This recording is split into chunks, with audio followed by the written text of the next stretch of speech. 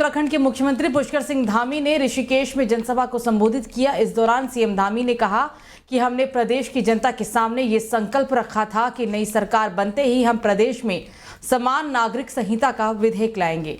वो संकल्प हमने पूरा किया है। तो दूसरी तरफ अभी कांग्रेस का घोषणा पत्र जारी हुआ है। हम हमारी तरफ से यूसीसी की बात करते हैं और कांग्रेस पार्टी मुस्लिम पर्सनल लॉ की बात करती है।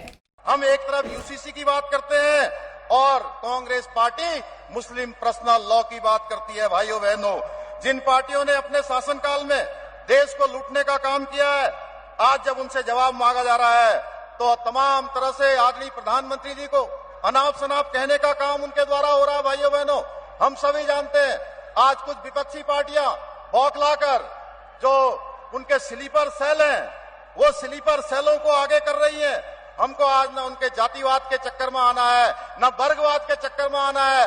आज राष्ट्रपति आदरणीय प्रधानमंत्री जी के नेतृत्व में एक भारत, कश्मीर से लेकर कन्याकुमारी तक, अटक से लेकर कटक तक, उत्तर से लेकर दक्षिण तक आज विकास की गति को आगे बढ़ता हुआ दिख रहा है। भाइयों बहनों, पूरी दुनिया का सशक्त। तो उत्तराखंड में प्रधानमंत्री नरेंद्र मोदी आज आईडीपीएल खेल मैदान में चुनावी जनसभा को संबोधित कर रहे हैं। उत्तराखंड में पीएम मोदी की ये दूसरी चुनावी रैली है और इसे लेकर पुलिस प्रशासन की तरफ से तैयारियां पूरी कर ली गई है। पीएम मोदी के प्रशंसक भारी मात्रा में मौके पर पहुंच चुके हैं। आपको बता दें कि प्रधानमंत्री की ये रैली 23 विधानसभा और 3 लोकसभा टिहरी, हरिद्वार और गढ़वाल को जोड़ने वाली है। पीएम मोदी अपनी इस रैली के दौरान वोटरों को साधने की कोशिश कर रहे हैं। तो उत्तराखंड में लोकसभा चुनाव के लिए पार्टियों का प्रचार 6 दिनों बाद अब थम जाएगा। ऐसे में राजनीतिक दलों ने अपने स्टार प्रचारकों को चुनावी मैदान में उतारते हुए प्रचार तेज कर दिया है और इसके साथ ही बीजेपी अब चमोली जिले में स्टार प्रचारकों को उतारने वाली है। इसकी शुरुआत गौचर से होगी।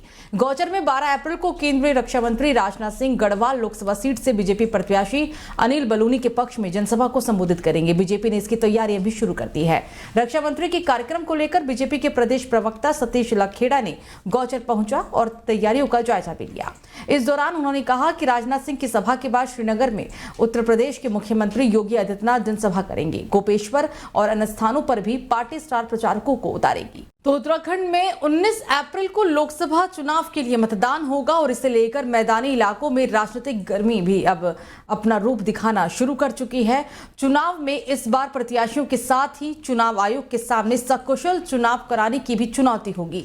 हालांकि इन मुश्किल हालात में 75% मतदान पहुंचाने का मुश्किल लक्ष्य पाने के लिए आयोग ने अपनी तैयारियां कर ली है। राज्य में मतदान प्रतिशत बढ़ाना आयोग के लिए एक बड़ी चुनौती है। चुनाव आयोग ने मतदाताओं को खूब जागरूक कर मतदान करने का आग्रह भी किया है। इस बार हालांकि चुनाव आयोग ने 75% मतदान का लक्ष्य रखा है। तो उत्तराखंड में लोकसभा चुनाव को लेकर चुनाव आयोग ने तैयारी पूरी कर ली है। इस बार चुनाव आयोग ने 75% मतदान कराने का लक्ष्य रखा है और इसे लेकर चुनाव आयोग घर से भी मतदान करा रहा है। दरअसल 85 साल से अधिक आयु और दिव्यांग श्रेणी के 12,892 में से 11,275 मतदाताओं ने अपने घर से ही मतदान किया। चुनाव आयोग ने घर से पोस्टल बैलेट से मतदान का पहला चरण पूरा कर लिया है। आज से दूसरे चरण की शुरुआत भी हो चुकी है। अपर मुख्य निर्वाचन अधिकारी विजय कुमार जोगदंडे ने मीडिया सेंटर में प्रेस ब्रीफिंग में बताया कि भारत निर्वाचन आयोग के निर्देश पर राज्य के सभी जिलों में घर घर जाकर पोस्टल बैलेट से प्रथम चरण के मतदान की कार्रवाई पूरी हो चुकी है। अभी तक 85 साल से अधिक 9,993 मतदाताओं में से 8,660 ने मतदान कर लिया है। 2,899 दिव्यांग श्रेणी के मतदाताओं में से 2,595 दिव्यांग मतदाताओं ने अपना मतदान कर लिया है।